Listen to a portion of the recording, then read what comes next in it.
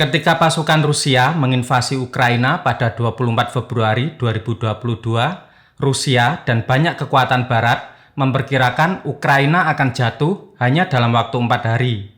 Namun, ternyata perlawanannya jauh lebih kuat dari yang diperkirakan sehingga Rusia gagal melakukan serangan kilat dan menggunakan strategi yang sudah terkenal, yaitu tembakan artileri massal. Joseph Stalin pernah berkata, artileri adalah dewa perang.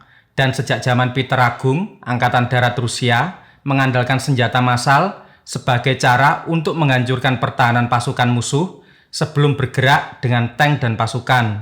Dalam konflik saat ini, pasukan Ukraina merespon dengan serangan artileri, tetapi Angkatan Darat Ukraina hanya memiliki amunisi terbatas untuk senjata era Soviet dan artileri yang dipasok oleh NATO tidak memiliki jangkauan yang dibutuhkan. Kemudian, pada 31 Mei, pemerintahan Amerika mengumumkan akan mengirimkan 4 unit HIMARS ke Ukraina. Saat ini ada 12 peluncur HIMARS dan pemerintahan Biden akan segera menyediakan 4 lagi. Meskipun yang dikirim versi downgrade dengan jangkauan cuma 80 km, hasilnya cukup dramatis. HIMARS berhasil menghancurkan lebih dari 40 target Rusia yang bernilai tinggi, termasuk depot pasokan dan amunisi, pusat komando, dan beberapa perwira tinggi Rusia. Karena ini adalah konflik yang terkenal dengan kabut perang dan propaganda yang membanjiri media setiap hari, klaim semacam itu memang harus diteliti dengan kritis. Tetapi citra satelit inframerah yang diambil sebelum dan sesudah HIMARS beraksi menunjukkan penurunan dramatis dalam jenis ledakan api yang menandai serangan artileri Rusia, menunjukkan bahwa sistem senjata baru mungkin memang menjadi pengubah permainan. Hampir setiap malam tiba video ledakan besar-besaran di depot Rusia di Kherson Oblast dan Donbas muncul di media sosial. Beberapa saluran Telegram yang saya ikuti, baik dari grup pihak Rusia maupun grup dari pihak Ukraina, juga memberikan banyak gambaran tentang superioritas dari HIMARS. Hal yang paling baru tentu ledakan di lapangan militer Rusia yang menghanguskan lebih dari 12 pesawat dan disusul dengan ledakan gudang amunisi. Meskipun Rusia mengklaim ledakan tersebut karena puntung rokok dan Ukraina tidak mengakui secara terbuka serangan ini, namun perubahan situasi pasca kedatangan HIMARS menarik untuk kita simak. Kenapa HIMARS begitu powerful padahal yang dikirim adalah versi downgrade dan dengan jangkauan yang sangat rendah? Kita akan melihat cara kerja dari HIMARS ini. HIMARS merupakan singkatan dari High Mobility Artillery Rocket System atau sistem roket artileri dengan mobilitas tinggi, dikembangkan untuk tentara Amerika pada akhir 1990-an. HIMARS merupakan versi yang lebih ringan dari artileri M270 yang dipasang pada kendaraan kelas menengah. Dari sisi mobilitas, HIMARS lebih cepat pergerakannya dibanding dengan M270.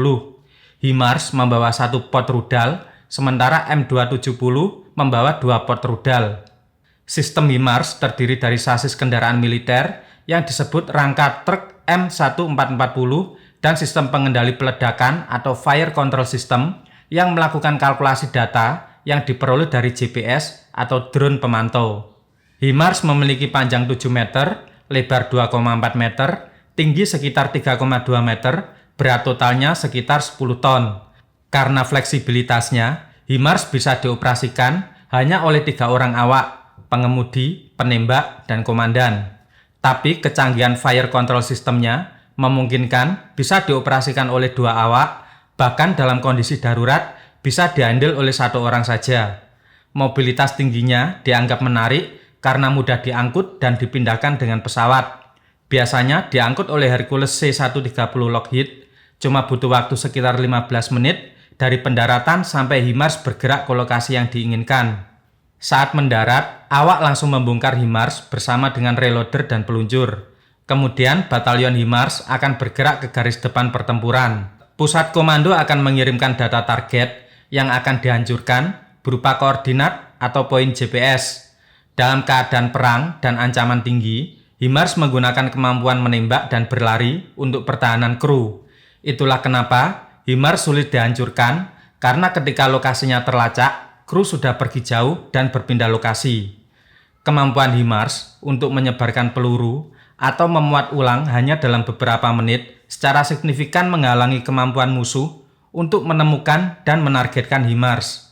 Kemampuan reload yang cepat juga didukung kemampuan HIMARS untuk memuat berbagai misil dengan kaliber yang berbeda. Dalam simulasi latihan perang, HIMARS biasanya didukung oleh operasi udara yang dilakukan oleh jet F-35. Jet F-35 akan melakukan misi pelacakan target musuh yang dinilai sebagai ancaman menggunakan Electronic Suite AN/ASQ-239. F-35 mengirim berbagai koordinat target musuh ke pusat operasi. Pusat operasi lalu memberikan instruksi kepada Brigade Artileri Lapangan. Dalam waktu kurang dari 15 menit, HIMARS akan memuat 2 rudal presisi tinggi dan bergerak ke lokasi yang ditargetkan cukup dengan menekan satu tombol. Rudal yang dikembangkan oleh Lockheed Martin dengan panjang 156 in dan diameter 12 in dibekali motor roket model baru dengan amunisi sensitif berkinerja tinggi dan fragmen khusus. Terletak di ujung roket adalah antena GPS yang menjadi otak pengendali hingga menuju sasaran dengan presisi tinggi. 2 rudal HIMARS akan meluncur dalam interval yang sangat pendek sehingga meningkatkan elemen kejutan.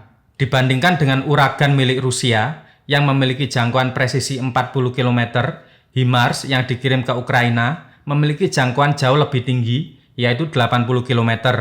HIMARS sebenarnya bisa menjangkau hingga 300 km, tetapi Amerika khawatir akan digunakan Ukraina untuk menyerang wilayah Rusia sehingga yang dikirim adalah misil dengan jarak pendek. Untuk mengatasi keterbatasan jarak, Ukraina mengkombinasikan dengan serangan bersama rudal balistik lama Soviet, yaitu Toka-U, yang telah disembunyikan oleh militer Ukraina karena kurangnya persenjataan berat.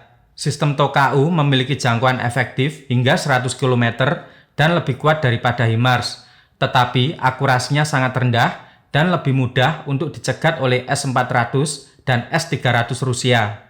HIMARS dilaporkan digunakan untuk menargetkan markas Brigade Infanteri Bermotor ke-20 Rusia, menewaskan komandan brigade, Kolonel Alexei Gorobet, dan 2 komandan senior lainnya pada 12 Juli. Roket juga berhasil menargetkan Repelent 1 pada 18 Juli di Novakakovka dan Potlet K1 di Lajurne, radar pertahanan udara Rusia yang penting di Kherson Oblast. Selain itu, HIMARS digunakan dalam rangkaian serangan di jembatan Antonivsky di dekat Kherson yang membuat jalur pasokan utama Rusia untuk sementara tidak dapat digunakan. Roket M30 atau M31 GMLRS berpresisi tinggi yang digunakan oleh HIMARS Ukraina memiliki jangkauan efektif sekitar 85 km. Saat ini, Rusia harus memutar otak untuk menempatkan stok amunisi dan juga logistiknya. Truk-truk Rusia harus menempuh jarak 90 atau 100 km, bahkan 120 km untuk membawa pasokan ke unit-unit garis depan. Biasanya mereka hanya bergerak sekitar 20-30 km. Ini akan memakan lebih banyak waktu, bahan bakar, dan bahkan lebih banyak tenaga manual. HIMARS memang merupakan target yang menantang bagi militer Rusia pada saat ini. Menurut para ahli yang disurvei oleh Kyiv Independent, satu-satunya kesempatan realistis bagi Rusia untuk menghancurkan HIMARS adalah menyerang ketika kru Ukraina gagal meninggalkan posisinya dengan cepat. Tentara udara Rusia juga bisa menjadi ancaman serius, tetapi pesawat serang Rusia telah berhati-hati untuk masuk lebih dalam ke wilayah Ukraina, terutama karena pertahanan udara yang kuat dan banyaknya sistem anti pesawat portable atau manpad. Sistem S-300 atau S-400 Rusia seharusnya mampu mencegat target aerodinamis, rudal jelajah, atau balistik jarak menengah dan jarak jauh. Tetapi, masalahnya adalah roket HIMARS sangat sulit untuk diketahui tepat waktu. Roket HIMARS menyerang target mereka dengan kecepatan Mach 2.5 atau hampir 3062 km per jam. HIMARS juga terbang di ketinggian yang jauh lebih rendah daripada rudal jelajah atau balistik manapun, memberi sedikit waktu bagi pertahanan Rusia untuk bereaksi.